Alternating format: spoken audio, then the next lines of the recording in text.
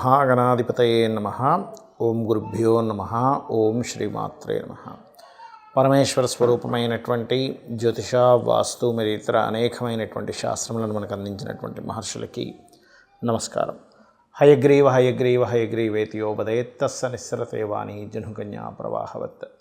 అరుణాం కరుణాతరంగితాక్షీం ధృతపాశాంకుశపుష్పబాణచాపాం అనిమాదిభిరావృతాం మయూకైః అహమిత్యేవ విభావయే భవానీం. శ్రీమాత్రే నమః.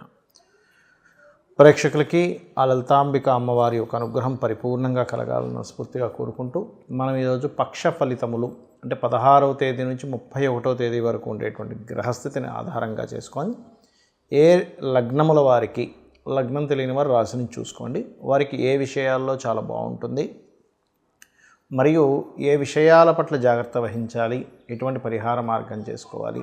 అది కాకుండా మనకి ఈ పక్ష ఫలితాల ఎండింగ్ నుంచి ఉగాది ప్రారంభమవుతుంది. ఉగాది నుంచి ఈ కొత్త సంవత్సరం శ్రీ విశ్వవసునామ సంవత్సరంలో అన్ని విధాలా బాగుండాలంటే ఏ నియమాలు పాటిస్తే అందరికీ బాగుంటుందనేటువంటి విషయాలు చెప్తుంది నేనైనప్పటికీ కూడా చెప్పిస్తుంది సాక్షాత్ లలితాంబ వారిగా భావిస్తూ ఒక్కొక్క రాశి గురించి, ఒక్కొక్క లగ్నం గురించి తెలుసుకుందాం.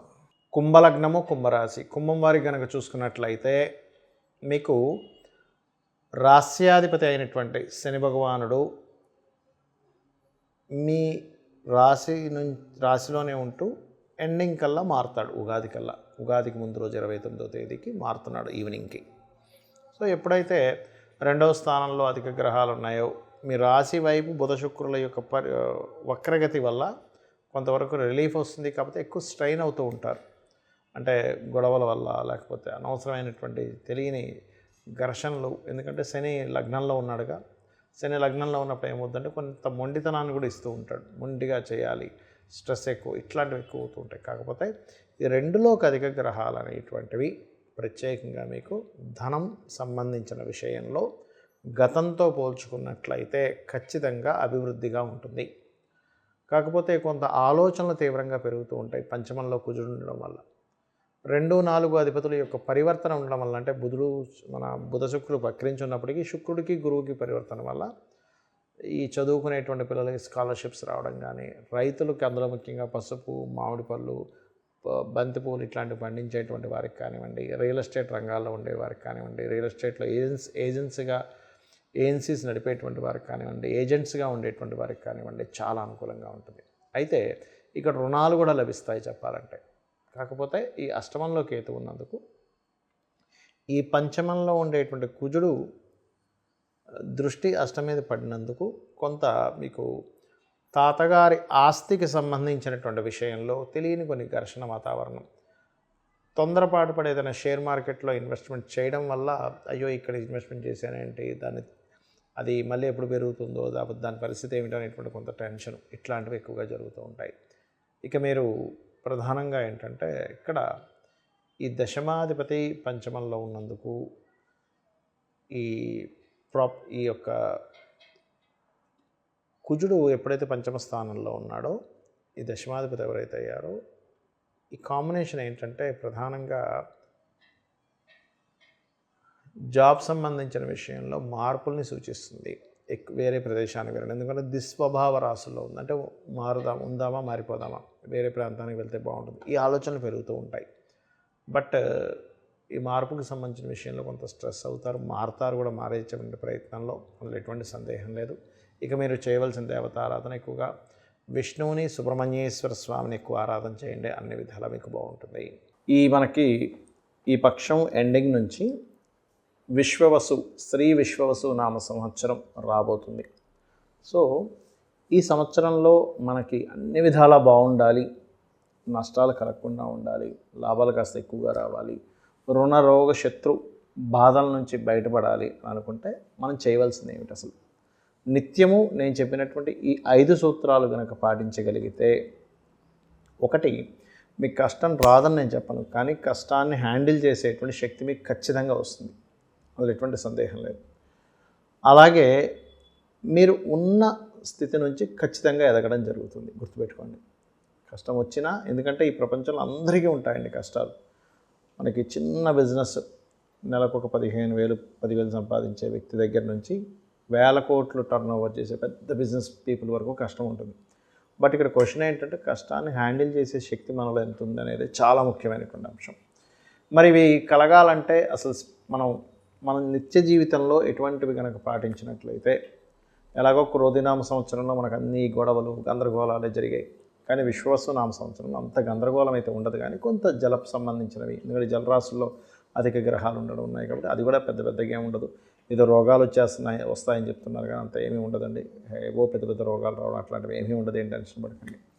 అయితే ఇక్కడ మీరు పాటించవలసినవి ఏంటో చెప్తాను నేను మీకు గనక చక్కగా సమయం ఉంది, లేదా సమయం చేసుకోనైనా రోజు ఒక్క 10 నిమిషాలు, ఎక్కువ సమయం అక్కర్లేదు, ఒక్క 10 నిమిషాలు భగవంతుడి ముందున కూర్చొని మీ ఇష్టదైవాన్ని పంచోపచార పూజ ఎలాగో చేస్తాం. పంచోపచార పూజ అంటే గంధము, పుష్పము, ధూపము, దీపము, నైవేద్యం.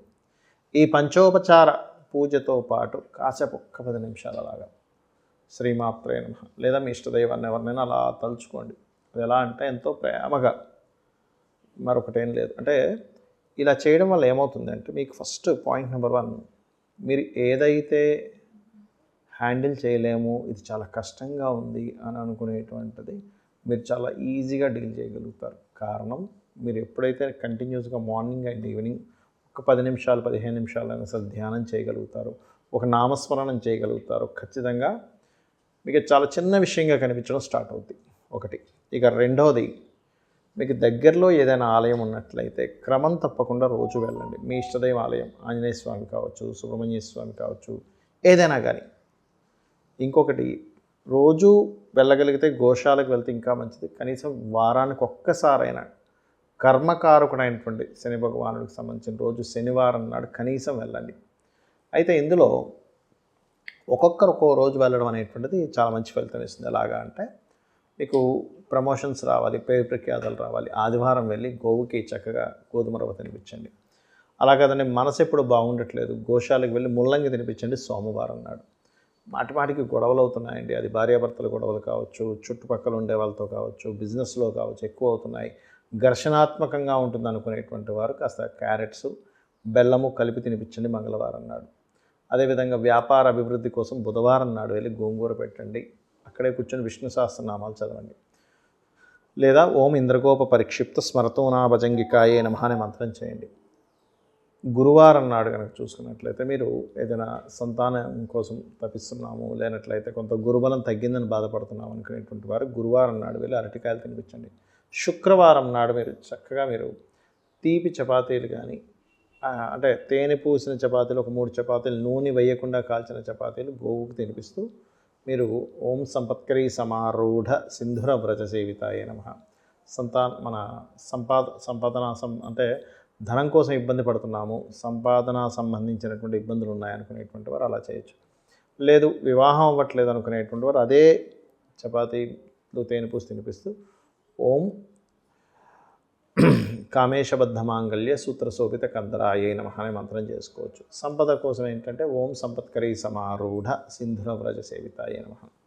ఇక బాగా హెల్త్ ఇష్యూస్ ఉన్నాయి, ఏమి చేసినా ముందుకు కదలట్లేదు అనుకునేటువంటి వారు శనివారం పిడికెడు బెల్లం గోవు పెట్టండి. అదే శనివారం ఎక్కువగా అంటే భయాలు ఉన్నాయి, మాకు ఏదో జరిగిపోతుందని భయం ఉంది అనుకునేటువంటి వారు వడమాలని ఆంజనేయ స్వామికి సమర్పించండి. వడలతో చేసిన మాల. ప్రతిదీ ఆటంకం అవుతుంది అనుకునేటువంటి వారు గోవుకి మంగళవారం నాడు గ్రాసము తినిపించండి.